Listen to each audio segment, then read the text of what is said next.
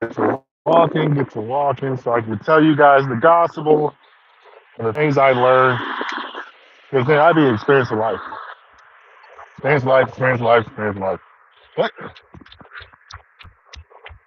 Uh, all right. Okay. Okay. There's always brightest before the dawn. So let me tell you guys something about light and how things grow and how they build up and how they manifest themselves into positive seeds of growth.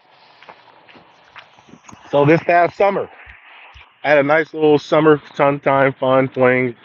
Actually, it was a fling. I was looking to get married. And once again, great apex, being the top 1% of the 1% of the 1%, what you begin to realize is when your powers are so strong, even people who are not good for you still can't help but want to be with you because you shatter their reality mode. So one of the first things you have to understand about life is truth does not exist. There is no truth. There is only reality. There's only what people see. So you can tell people certain things, but you can't really get them to see the truth because if everybody in their information sphere is giving them different types of whatever their sphere of truth, they're not going to understand what's going on because not very often people can't really interpret reality, and that's one of the things about young ladies. It's very difficult for them to interpret reality and truth. So like they have to have a perfect combination. Girls grow up, they have a perfect combination of truth and reality. This is why it's so important to be a strong male role model in your home and be seen as the man who is the all knowing and all showing. And you tell the truth. You almost got to be perfect damn near as a father figure for anything to work out in a systematic way that will produce a good outcome. Now, this is unfortunate for most girls because most girls, their information sphere is very fucking stupid because most of the information that they get is from other women who are in the same position as them who also don't know shit. And from what they see in movies and fairy tales and other dumb shit. So by the time they get a mature age to be able to choose a husband, they don't understand what the fuck they're looking at when they see a man's man. They don't understand it shatters the reality because they expect you to be this prince charming that will fix all their fucking issues and all their troubles. Which in reality, that's not what's going to happen. The only way that happens is if she marries a significantly older man who happens to be like a sugar daddy. But then at that thing, there's another backside because usually that's where the lying is. They'll see the reality, but they won't know that it's actually a lie. It's all just a trap. It's all bullshit. So over the summer, I had a little bit of romance with a young lady, and we went from about May and made it to I would say the end of September. And in that time, I took 10 lessons, 10 very, very good lessons I took from that experience. And lesson number one that I was able to understand about the modern woman is that this modern chick, she has zero patience if you are a man that has been solidified as like your pathway. So a lot of women they can't see the forest from the leaves. I'm not gonna go say trees because they don't know they're looking at trees. They're all they can see is just the leaves. And so they don't understand. Hey, look, if the leaves are brown, it doesn't mean that the fucking forest is dead. It's called season. So sometimes the leaves are going to be brown because it's a certain season. But they will think that you are a loser if you don't have bright green, vibrant leaves in the middle of fall. And no matter how much you try to explain, listen, there is an entire forest. There's an entire forest that is thriving with life. If you can just step back from the leaves and see the forest, you will understand that you are living in a garden of Eden. But you're too busy focused on a single fucking leaf. And that's what I mean by the impatience. They don't understand that life rolls in seasons. You got to roll it out with a man and see how he behaves over time. But here's the thing a lot of women can be fooled if you have a fake tree. See, a lot of women fall for the fake tree of life. They look at somebody who has a fake tree that the leaves are green, but the tree is dead. That tree got no, it's not growing, it's not going nowhere. It's not going a single fucking place, a single place. There's no life around it. And what they don't begin to understand is like when those trees, they don't produce any fruits. So most trees they produce some type of fruit, some type of nutrition, but that nutrition comes in seasons. So they might meet you in a season where all your fruits are bare, your trees are grow and luscious. You're like, oh my god, these fruits and everything tastes so good. But then when it starts to get into the fall season, when things start to die, they're thinking that you're a loser because things are dying. It's like, no, that's how life works, man. Life goes and flows. There's seasons. And so a lot of women are too impatient to be able to recognize the season. All they can see is the day, the day, the day, the day, the day, the day, and not even the day to day. All they can see is moment to moment. If they're not getting what they want moment to moment, they think that something's wrong with the relationship because most guys will just give them and feed them what they want moment to moment, but not realizing a lot of those fruits are bad fruits. They got bad covering spray, and it's not really what it is. But they're just impatient. That's what I realized about this young lady. Unbelievably impatient. And it brings it to my second one. This is how I ended up with this relationship. A lot of women are actually very good people. And when I say good people, I mean they have like a moral ethics. This young lady never stole, never did anything bad. Uh, I should say never did any bad, but she had a good moral compass, good ethics. But the problem is relationship skills. See, most women do not have decent relationship skills. Their skills in a relationship might as well be that of a fucking toddler. Everything is about them. And if a lot of guys actually looked on paper and looked at their girl as a like as a dude, if you just flipped your fingers and made her into a man, what you will begin to understand is that she really has no real good skills to be in an actual relationship with anybody. And chances are she doesn't have a good relationship with herself. And that's what you come to find out. Most women don't have a great relationship with themselves, with their family, with their friends, with their girlfriends. And they try to find relationships where they think that being pretty and having a vajayjay is the end all be all to having a successful relationship. And what they don't understand is if you are a man who has dealt with pretty women and you are pretty good for yourself and successful for yourself, what you come to understand is, or what they quickly come to understand is, they cannot be bought with vagina and looks. You have to bring something else more to the table, more to the table. So that's why they started to hold on so hard to the sex card. They try to keep that sex card locked away because that's their one bargaining chip that they have that will essentially kind of keep them with, and then leverage to have some type of control in the relationship.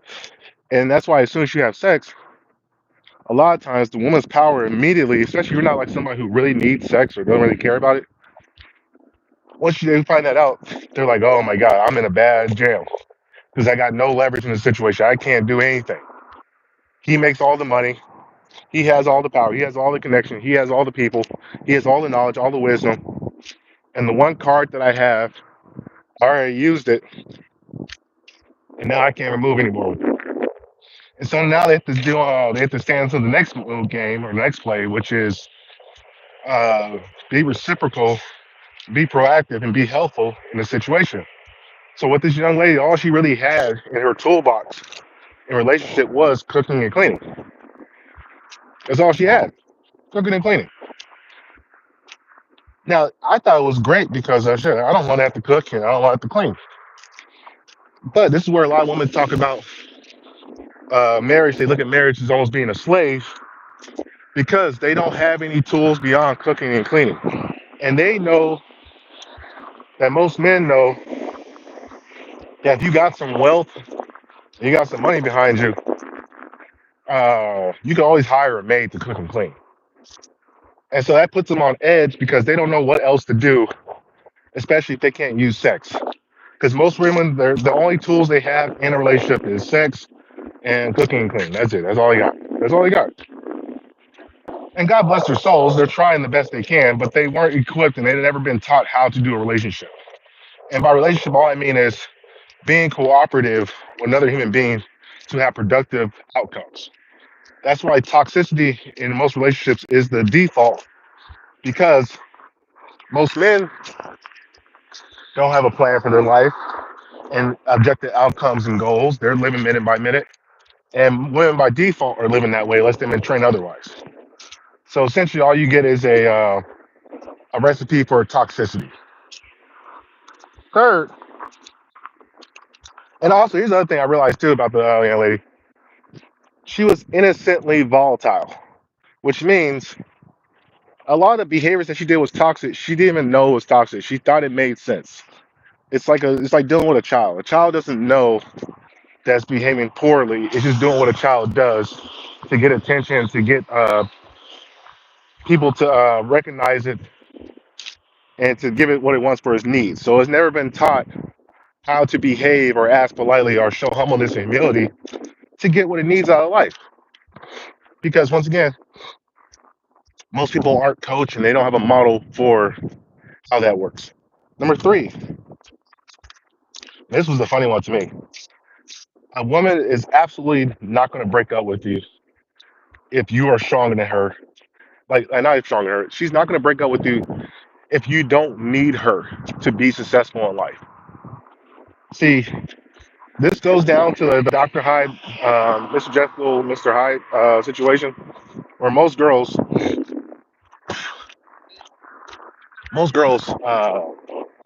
they have a super inferiority complex, which means like they're the true Napoleon complex. They can't bear the idea of them breaking up with you and then you going, okay, well, best luck to you, girl, and cutting your ways and moving on with life. They can't take it. That is a blow to the ego that they can't.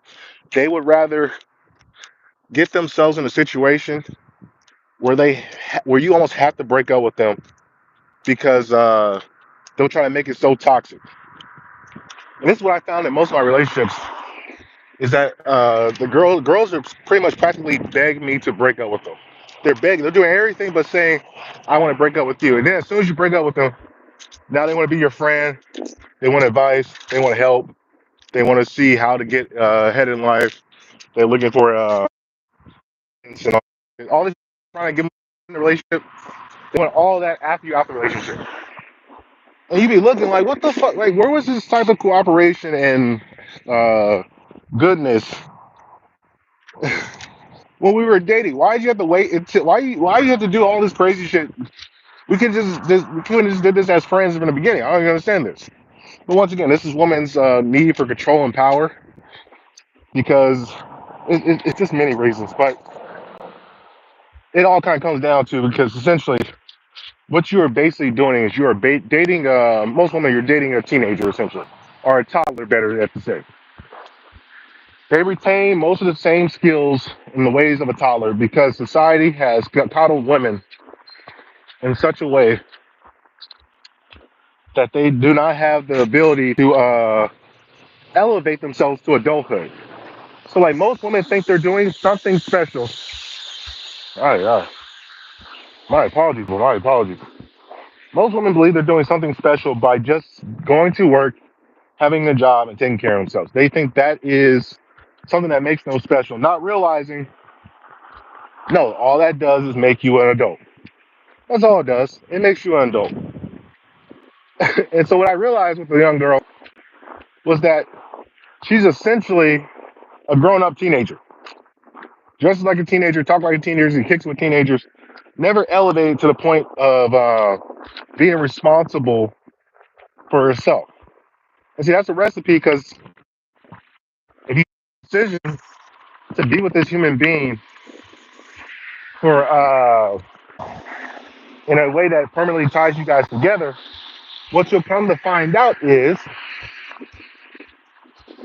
that you'll be taking care of a teenager for the rest of your life. You will essentially be parenting a grown person all your life. And then if you have kids, it'll be even worse because now you are now parenting not only your wife but your kids. So it's very important. I want you guys men to understand. It's very, very important because I'm learning. I learn like everybody else do. That the woman has some ability to be self-sufficient. Now, I'm not saying she has to be a millionaire. She has to make all this money and so forth. But she has to have some ability to be able to maintain her own life and have her own little thing of interest and things she does and does for herself. Because if not, you'll be responsible doing everything for her. And then she goes out in society if you don't give her enough time and energy and all this other so forth. Because a lot of women's love language is time for some reason. And the problem is, it's unrestricted time. They need you to be there on call 24 fucking 7 for all their dumb emotional outrages and all the bullshit that they are going through, which makes no sense because if you are a man who has your life in order, you're busy. You got to go to work, you got meetings, you got people to talk to, you got friends, you got relationships to maintain and cultivate.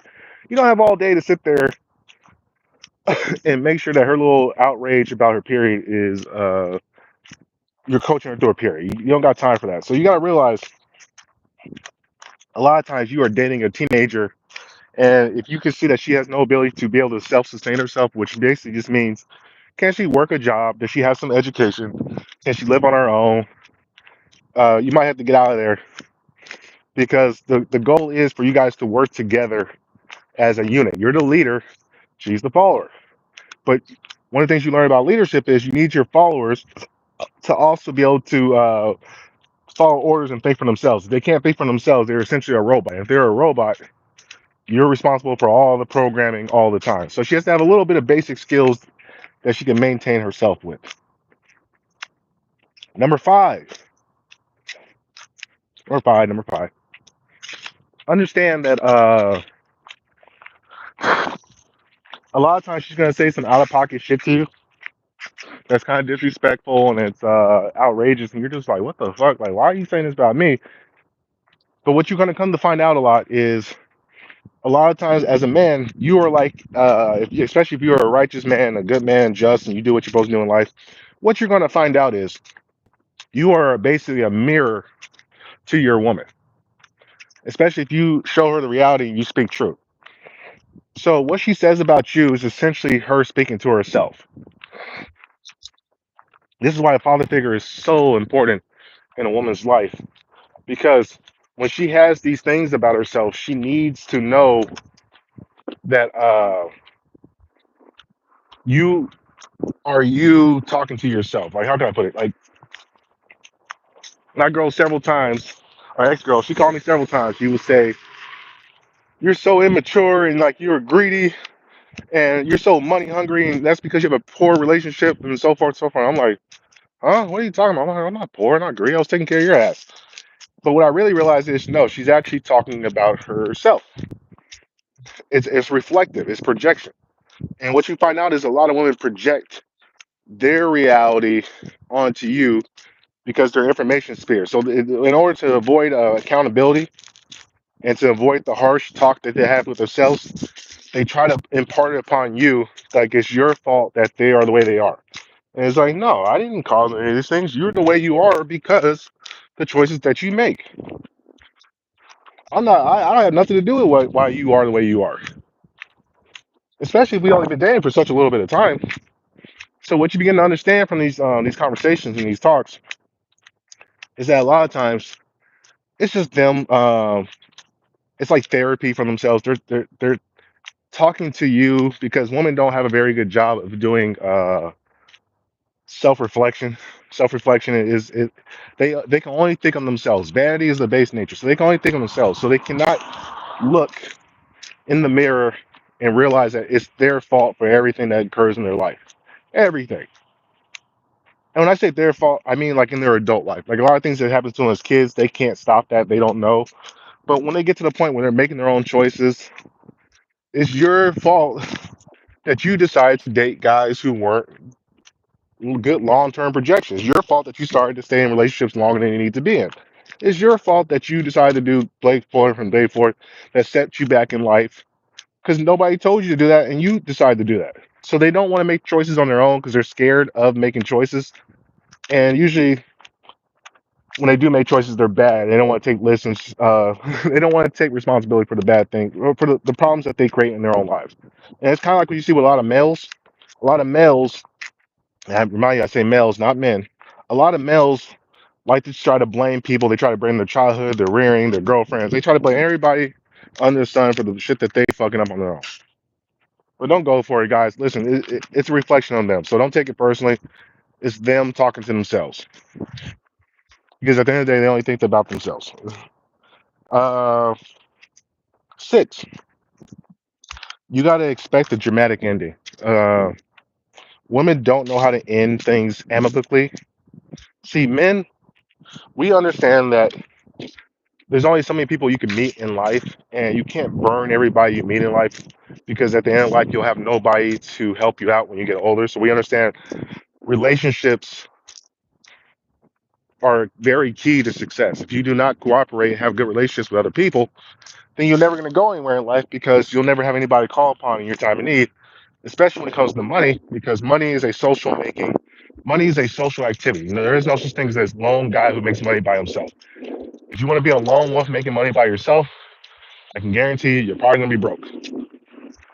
So you need other people in your life to help get you and elevate you to where you want to go in your life. Women don't understand that principle because once again, they've been coddled so much in life. So a lot of times with women, they will always end the relationships bad. That's why you see with the girls trip, most girls don't have relationships that last longer than like 3 to 5 years. 3 to 5 years max before they fall out over something fucking retarded that can easily been just talked about and worked out as a friend. And my girl was used to tell me, or ex-girl used to tell me about situations with girls that would do her dirty on the way out. I'm just like, well, that's a bad friend. She was never your friend to begin with. She was just somebody that you were associating with to keep together with the loneliness so you guys can ease your pain. And that's what you start to realize. Most women's friend groups is basically just trauma bonding. That's most women's friend groups. See, men, our friend groups are usually with other men who are similar mindset, who have similar outcomes and goals that we want to achieve. So like we might want to get rich together, we might want to get in shape together, we might want to read a book together, we might study together. We're doing things to be able to be productive, to grow as a unit. Because we know you can travel further together than you can by yourself. So most successful men, what you're gonna find out is they'll have friends that they've been guys and friends with for damn near 10 years, 12 years, 20, 30, 40. Like if you ever meet a guy who's in his 50s or 60 and hasn't had a friend for longer than 20 years, that's a man that treats a lot of people like shit. Treated a lot of people like shit. There's no way as a man, if you're in your 50s, that you have not had some relationships that are at least 10 to 15 to 20 years. Women don't have that type of relationship because they always blow up relationships and burn the fucking ships. So what you're gonna find out is when she tries to get the breakup, because she's not going to break up with you because she never wants to take accountability that she's the one who broke up and not you. Because one of the things you can always say is, and they always try to leave themselves not in a bad light. They always want to be able to say, he broke up with me and he broke my heart. And see, one of the things I always tell my girls when I meet them is I don't break up with women. They just leave. They just fucking leave and they block me for some reason. And I'm like, well, that makes no sense. Makes no sense whatsoever. Because it's like I will serve you better as a ally as opposed to a stranger. And see, when most women they're so used to having toxic relationships with toxic exes, it's habits, it's bad habits. So they don't even realize I don't hate you. Listen, if you don't want to be together, hey, we're not together. My train doesn't stop moving. But I would serve you better. And once again, this is the short term thinking, and this is why they always fucking spin the block and they always call you back sometime in the future. What they don't realize is they actually need you because you're one of the good people in life. And there's very few good people in life that have a golden heart. They're actually looking to help people and do well by others. But women don't usually have those type of relationships because most of the relationships they have are superficial, false, and fake. And so what happens is most of the time they end up nuking it because they're better off without that person. 7, peace and productivity is considered a toxic relationship to most women. See, most women do not know how to operate in a situation where it's peaceful and you're productive. start thinking wrong. What they on TV, they see in relationships, and what they hear from friends is we kiss, we fight, make up again. We kiss, we fight, we make up, we do it again. We kiss, we fight, we make up, do it again. We kiss, we fight, make up, do it again. And it's just a repeated cycle until something really, really bad happens. They think toxicity is normal because most guys oblige their toxicity. When you are actually a productive and peaceful man, which most women don't ever really encounter, they get antsy and they start doing things to create problems to test to see if you love them. Because once again, they don't have foresight. They don't have the ability to think past the leaves. All they can see is the leaves. They can't see the fucking forest. They can't see a thriving forest. All they can see is the leaves. And what happens is, if they see the leaves start to change colors, they then begin to start to doubt you. And then they begin to doubt themselves because they think that they chose wrong, not understanding, baby. Let's take a hot air balloon and get up in the air and let me show you that everything's all good.